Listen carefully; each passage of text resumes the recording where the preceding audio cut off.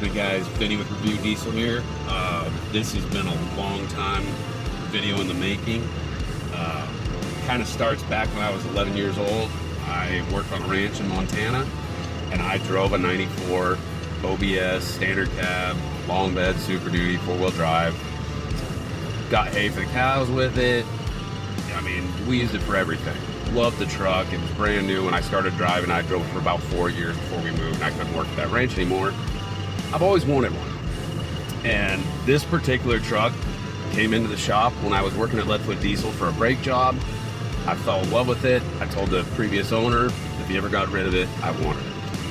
So a couple years goes by, I was able to acquire it, and I've owned it for about 9 years now. And it had this random no start issue that we fought and chased forever, and we never could figure it out. Bill and Angela have been family friends of ours for many, many years. I met Bill back when he was working at Edge Products, and I lived up in Idaho, and I worked at Alligator Performance, and our paths crossed, and we just stayed in touch ever since. And so Bill and Angela came over for my birthday about 4 years ago, and they gifted me a Hydra Chip for this truck. And I threw it on the shelf because this thing's been a pile of crap and I hated it. And so this spring, I finally took it to another buddy of mine's shop, and within 30 minutes he found the issue. It was a corroded battery cable that was causing this no start issue for many, many years. So I ordered the battery cable system from RD2 Fuel Systems in Florida, and we're going to do an install video on that. That's going to fix my intermittent starting issue once and for all. So we're finally going to put the Hydra Chip on this thing, and I just want to take you guys for a quick test drive and show you what a turd a stock OBS is with no tuning. Now there is a little twisty 6-position chip here. It's been in the truck since I bought it. It's never worked. I've literally ran it through the different cycles, and oh, it's actually working. Oh, maybe messing with the PCM fixed it. Oh, so we're gonna turn this all the way up and see if this thing actually works. But it's never worked. Maybe fixing our electrical issues got the chip working again. So I've never felt power in this truck before. Maybe we'll feel some power today. But regardless, Hydra Chip's going in. I've never installed a Hydra Chip by myself from start to finish. I've helped the technicians in the shop in the past. I've sold a lot of them in my time at Alligator Performance. I've sold a lot of them in my time at Leadfoot Diesel. So I finally get to install one start to finish all by myself. We did a poll on one of the OBS pages. Did you guys want us to do it in a shop in a nice environment with good lighting, or do you want me to do it in my driveway the way that you're going to be doing it? And it was a resounding yes, do it in your driveway. We don't want to see any more fancy videos done in somebody's beautiful shop with lifts and all kinds of fancy tools. So I'm only using what little tools I have here at my house. It's going to be down and dirty and gritty, and we're going to make some mistakes, and there's going to be some laughs. And at the end of the day, I hope this video puts to bed all the bad videos that are out there on how to install a Hydra Chip Tuner. Most people are not doing certain things right, and so I've listened to those complaints, I've watched those videos. I've seen Bill freak out about watching a how-to video where they absolutely give bad advice and tell people to do it wrong. So having listened to all that and acquired all that information, I will be able to do this Hydra Chip Tuner, hopefully up to Bill's standards, and help a bunch of you avoid no start issues and flashy lights and 0 and all these complaints that we get day in and day out about people installing a Hydra and then it doesn't work. So 99.999% of the time comes down to installer error. Very rarely do we let a chip slip out the door that was manufactured improperly. We've got really good quality controls in place to stop that from happening. Every now and then one will slip through, but it's rare. So let's go for a ride. All right, full disclosure. Somebody put Super Duty axles under this thing before I got a hold of it. They used a PMF kit and it's installed all wrong. This truck rides like a bag of hammers. So this portion of the video is going to be a little bit shaky. Someday I'll get rich and we'll fix the suspension on this thing.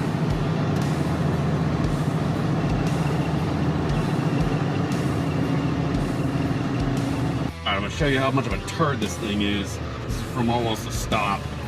And I'm gonna floor it all 5 years.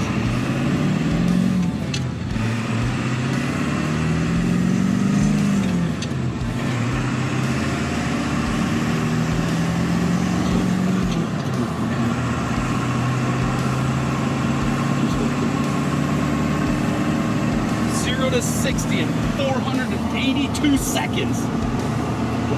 Sucks. Now we're gonna go back and put the Hydra on this thing. See if we can burn the clutch out of it. Alright guys, quick unboxing for you just to show you what's in the box. This is how you know how old my Hydra is, because our new boxes are way sexier than this. Open it up. That's the magic right there. Well, this is the magic that controls it. Instructions, who needs those? Brush.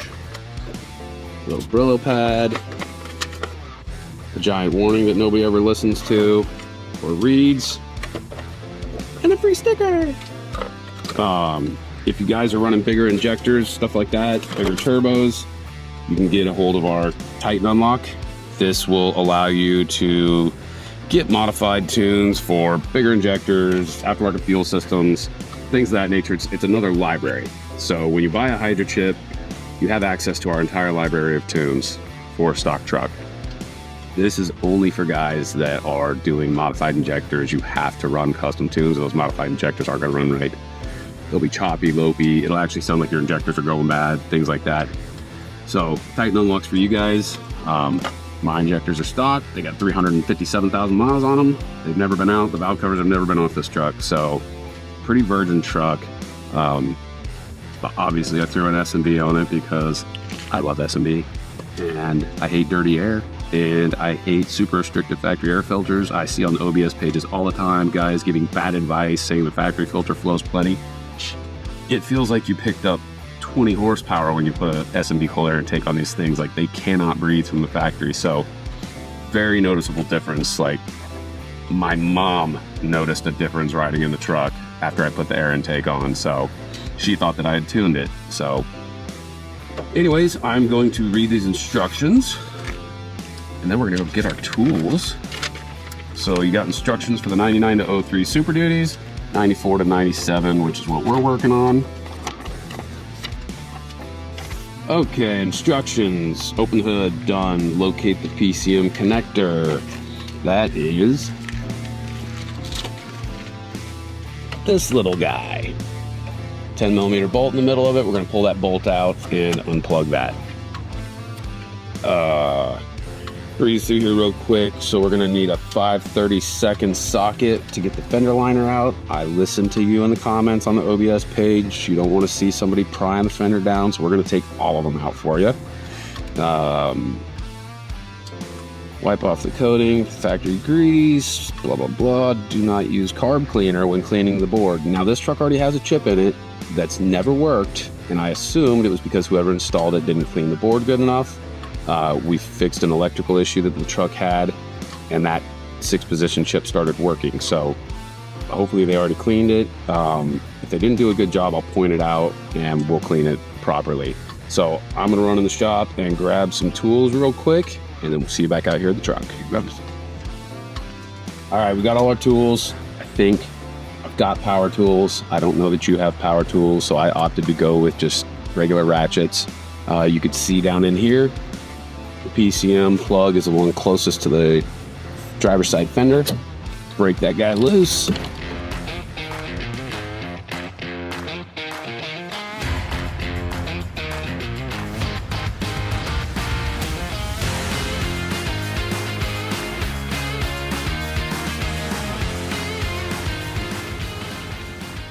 All right, got that out. Now we're gonna tackle this fender, and we'll probably speed this up because it's gonna take a hot minute.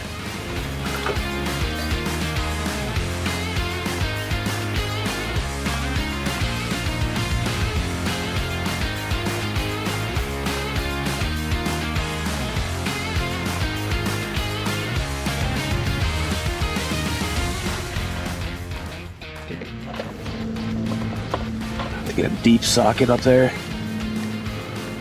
So nobody wanted me to pry on the fender liner like the instructions say. Doesn't hurt anything, I've watched Bill do it. But if you don't want to pry on the fender liner, you're gonna have to take out these two nuts right here to allow this to pull down a little bit further. So I'm gonna go run and grab the socket to do that and be right back.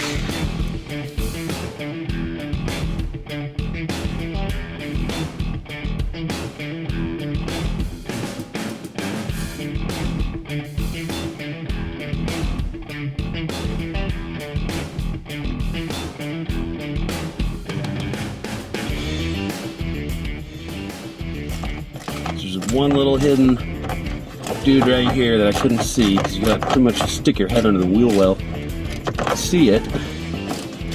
But if you don't want to pry on your fender, you got to pull this guy out too. And that is a 5/16 bolt.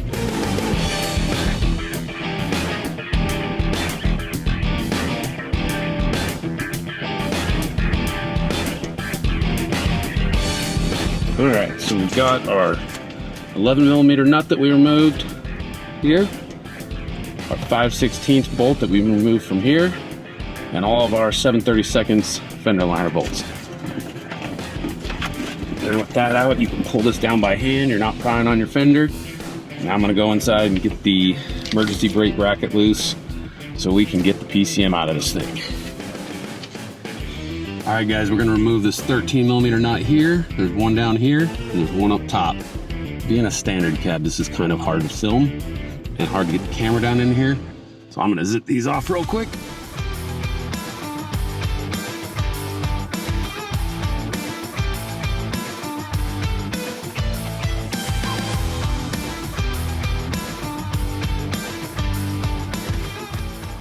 Oh, I knew I grabbed that extension for a reason.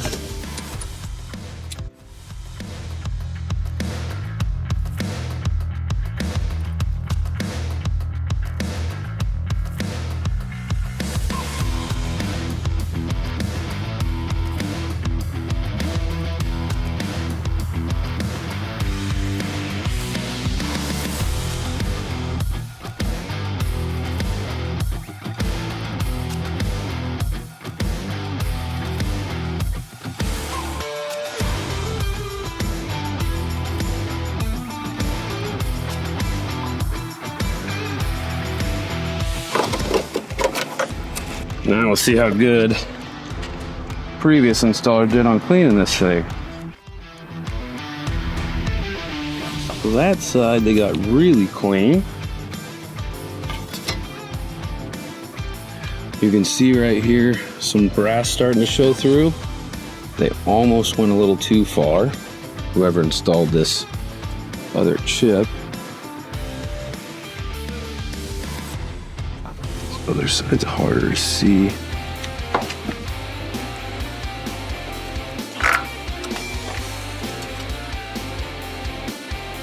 So they did pretty good. I'm gonna go in with this little Scotch Brite pad and just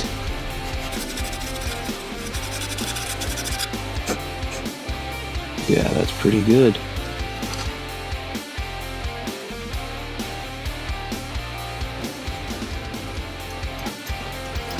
So if they didn't do a good job, what you would see is bits of gray in between here. I don't see any brass showing through on this side, so they got it pretty clean. You could see there was like silicone powder still in there. So I went ahead and got it a little bit better.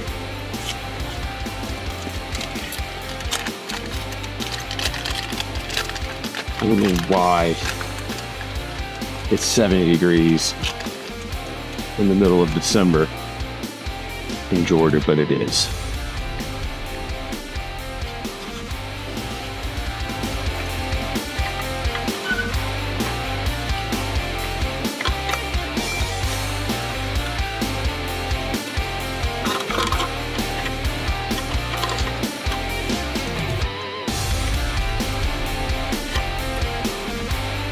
This is, chip is hitting this little guy.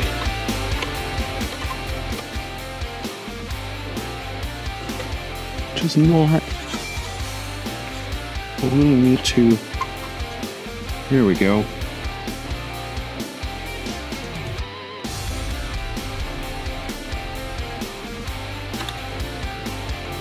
Alright, so that just laid down. Alright, so the chip is in. A very nice snug fit. It's not sloppy or loose at all. Now we're going to plug in our ribbon cable.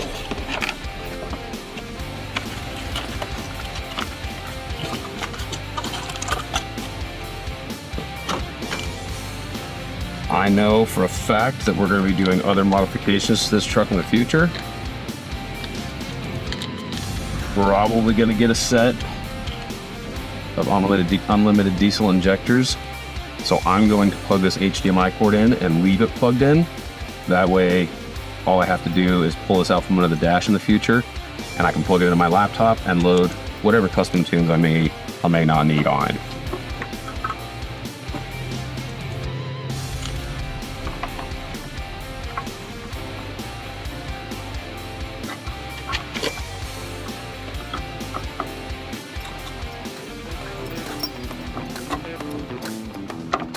That's just going to stay plugged in forever.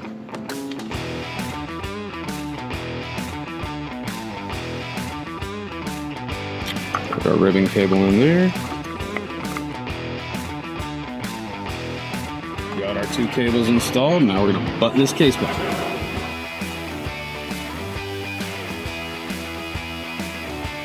Alright guys, we got this case button back up. We got our 2 cables hanging out here. HDMI for loading custom tunes. The ribbon cable, which is going to plug into the screen. And whoever had this thing apart last time probably over tightened this guy. It's a little rusty, but as soon as I put the socket on it, it just broke. So make sure you don't over tighten these. There's really no reason for them to be more than finger tight. So I put them to finger tight and gave them a little extra, and that's all you need. I don't want to break any more of them. Let's get this thing back in the truck. Oh, I need that face plate.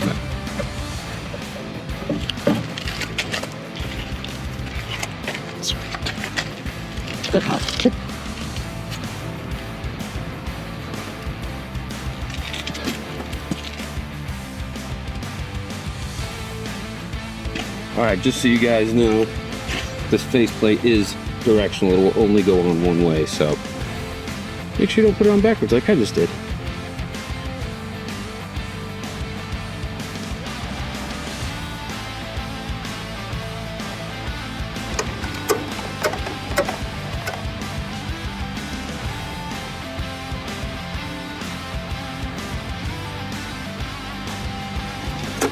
See them back in.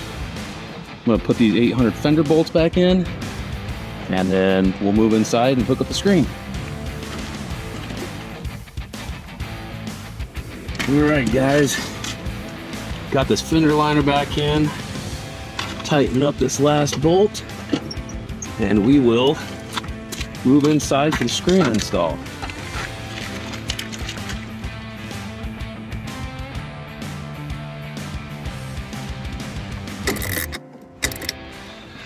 Alright, now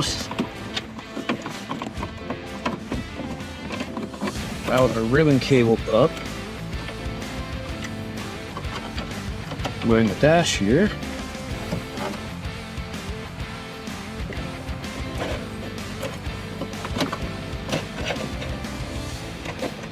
Now we'll just push the excess back.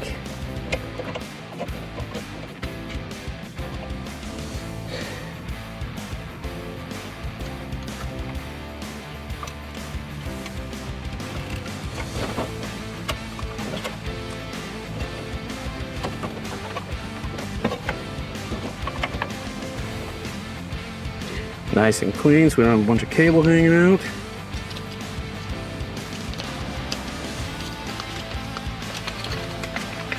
But if you look in your box, you'll have a piece of double-sided sticky tape.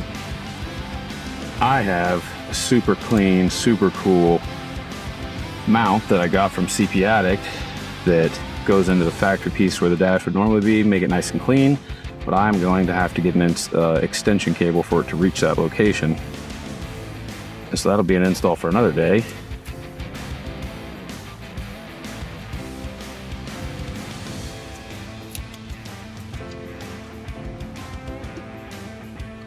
Put that on our screen. Press and hold that into the dash for a few seconds, let it bond. And since I left my USB cable on, now I can go plug into my laptop and select which tunes I want to load. Guys, we're in the truck now. I've got the cable hooked up to my laptop, downloaded the Hydra Flash. I've actually had Hydra Flash on this computer for a long time, so I didn't have to do that, but it's on my computer. You can find that at hydrahelp.com. I'll put a link in the comments below for you. So now that we're in the Hydra Flash software, we're going to do our box text code conversion. So we know the code on the side of my PCM was MLE0. You put that in here and it gives you your hex code. And then here's your desired calibration. Big giant red letters. I missed it like a retard and had to call Bill. Thanks, Bill. So that's your number that you're looking for. So once you got that, you're going to go in and you're going to find all the desired horsepower levels that you want. Level 1, we're going to make that high idle. It's supposed to be cold here, so this is going to be nice for getting the truck warmed up in the morning. So we're going to go ahead and program that one. Make sure your key is off. If you did this with the key on, it will pop up and say you can't flash this while the key is in the run position. So you really can't screw that up. So we're going to do 35 horsepower valet mode. So if you've got somebody borrowing your truck and you want to play a joke on them, you can just load that, put it on level 2, and the truck will only have 35 horsepower, which is not much different than stock. All right, now we're gonna do whisper mode. So if I'm going through the drive-thru and I want to order a cheeseburger and be super unhealthy, I can put it on whisper mode and they can actually hear me without me having to shut the truck off. Now we're gonna play with some horsepower. So we're gonna do a 25 horse towing. We'll do a 40 horse, and I'm gonna do daily driver. Fuel economy purposes. I'm never gonna drive the truck on that level, but it'll be there for some reason. Now we'll do 65 horse performance. And we're gonna do 80 horse performance. All right, and that's all I really care about. There's a bunch of tow settings that I don't care about.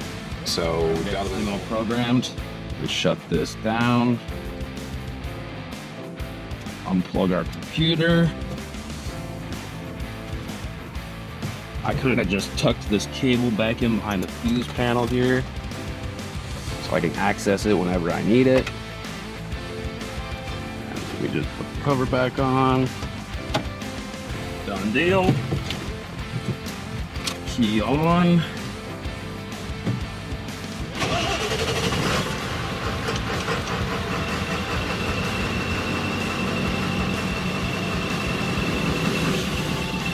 Whisper mode, so nice.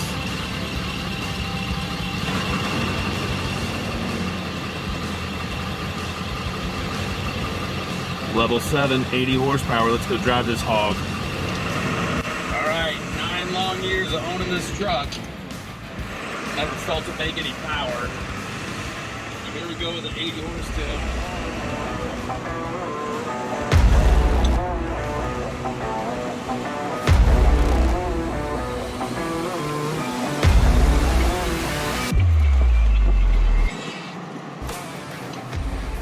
I need turbo injectors. That's it.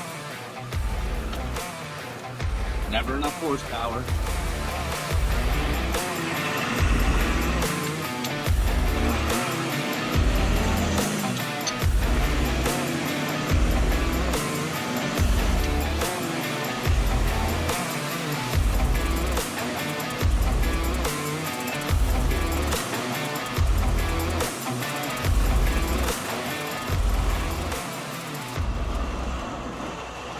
Zero to 60 is a lot better. A lot better. Throttle response is a lot better.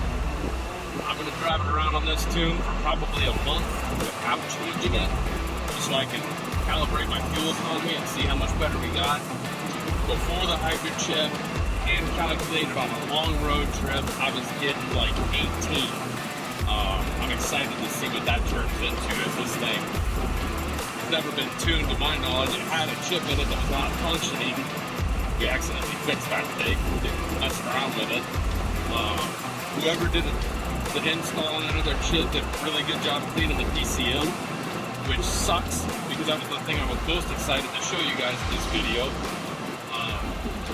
Almost every tech support phone call we get is because people didn't clean that PCM connector good enough. You saw mine. Nice, shiny, aluminum-looking connections. Very snug, very tight. I had a hard time pushing the Hydra chip onto it, which is awesome. We didn't have to re-tin the connectors or anything. Overall, the install went really great. Only things I forgot, I'm completely unscripted. I'm flying by the seat of my pants. I should have pointed out to you guys how to locate the PCM code while we had the PCM out. It's a 4-digit number on the sticker on the PCM where the connector goes in. Yeah, we were able to look back on the video and get the box code that we needed. Punched it in, got our next code. Everything went great. Truck fired up. We're good to go. We tested all our power levels. Everything's functioning and working as it should. If you guys got any questions or if there's something that I missed that you want to know about, hit us up in the comments. We'll be happy to answer those questions. Have fun out there.